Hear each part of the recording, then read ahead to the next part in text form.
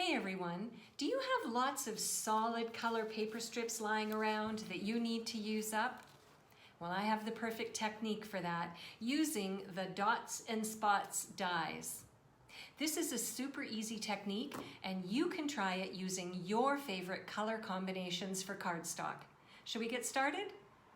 If this is the first time you're visiting my YouTube channel, hi, I'm Terri from nutsaboutsstamping.com. I love sharing techniques and project ideas for rubber stamping, paper crafting, and scrapbooking with you each week. Be sure to hit the red subscribe button and the bell beside it so that you'll be the first to be notified when my next video goes live. Be sure to watch all the way through my video for my bonus tips and design ideas. And if you don't have a Stampin' Up! Demonstrator yet, I would love for you to choose me. I'll link to my online stores in the description box underneath this video. Now, let's get going on this fun technique. I'm going to start off by creating the phrase that I want on the front of my card. And instead of stamping a phrase, I'm going to die cut a phrase from the amazing Thanks die set. I go to this set all the time when I want larger phrases that are very simple and won't detract from the background. So I'm going to cut out the sort of background or more solid die from basic black, and then the more detailed and intricate one, I'm going to use Gorgeous Grape. Now on the back of my Gorgeous Grape strip, I have a piece of adhesive sheet because as this is so intricate, I want to create like a sticker that I can then lay inside the solid, and that'll make a nice color combination and a color contrast. So I'm going to go over to my Stampin' Cut and Emboss machine. I'm going to die cut these both out, and then I'll come back and show you what they look like put together, and we'll move on to the next step in this fun paper scrap technique. So I peeled off the backing off the sticker sheet, and then I laid the Gorgeous Grape Thanks on top of the basic black Thanks, and there's my phrase ready to go. Now I've decided that the colors that I'm going to combine for my project today are Gorgeous Grape, Highland Heather, and Fresh Freesia. Out of my leftover cardstock pieces, I cut strips that were about a ½ inch in width, but you can do a variety of combinations of widths. It depends on your personal taste and your artistic touch that you want to achieve. Now what I'm going to do for each one of those strips is I have a piece of just scrap, well you could use copy paper, this is just notepad paper that I have, and I've cut a piece the size that I want, and I'm going to adhere my strips to the copy paper, which is a bit unusual for what I would normally do. So I'm going to lay out a pattern of my strips that's pleasing to me. I'm going to use a diagonal, and I'm going to alternate colors like so. So I'm going to lay out my pattern, and then I'm going to take my multi-purpose liquid glue, and I'm going to adhere each one of these strips down to the copy paper. So I'm just going to lay out the pattern so you can see what it will look like for my project.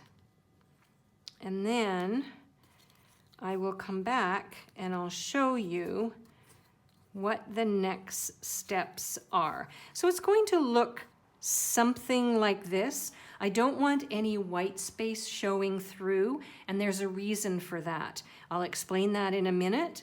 So I'm going to use my multi-purpose liquid glue and my adhesive sheet to help me keep adhesive off of everything else. I'll glue these strips down, and then I'll show you the next step. And that's what it looks like. It's not quite dry yet. When it does dry, you won't be able to see any smears of glue. So when yours is completely dry, you want to turn it over and you want to carefully trim off the edges or the overhang so that the only coverage that you have is on the copy paper and not these sort of leftover strips. So I'm going to take my paper snips and I'll trim this, and I'll be back in a second. And there we go. I just love this color combination. It's one of my favorites, and I'm sure you have your own favorites. So try your favorite color combination, as I said already, when you give this one a try. So now it's time to bring in the dots and spots dies, which helps you spice up any paper craft projects that you're working on. You can easily add texture and pattern to any card or scrapbooking craft with a quick pass through the Stampin' Cut and Emboss machine. You can use this full sheet, or you can just use a portion of the die to add depth and dimension to a variety of your projects. And we're going to add a sprinkle of spots on today's card because I think polka dots are simply the perfect accessory. So what I'm going to do is place the cutting side down, and I'm just going to turn it over so you can see. I'm going to try and even this out the best of my ability. I'm going to go to my Stampin' Cut and Emboss machine, and I'm going to die cut all these holes out of this layer that I've created for the card. Back in a moment. And there we go. It's looking right and ready for the next step, which is to layer it onto a piece of basic black cardstock. And that's what makes this project really pop. It's the dark color that's underneath, the contrasting color. So I'm going to go back to my multi-purpose liquid glue, and I'm going to add spots of glue all over this layer, and then I'm going to adhere it down and come back and show you what it looks like.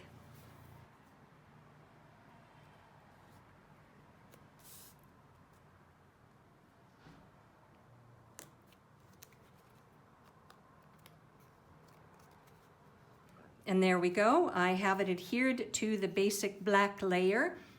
And now I want to adhere this layer to my card base. And I've decided to use Fresh Freesia because that's one of the colors in the strips. And it's a lighter color because I'm probably going to mail this, and I want to make sure that it's light enough inside for me to write directly inside the card rather than add another layer of cardstock.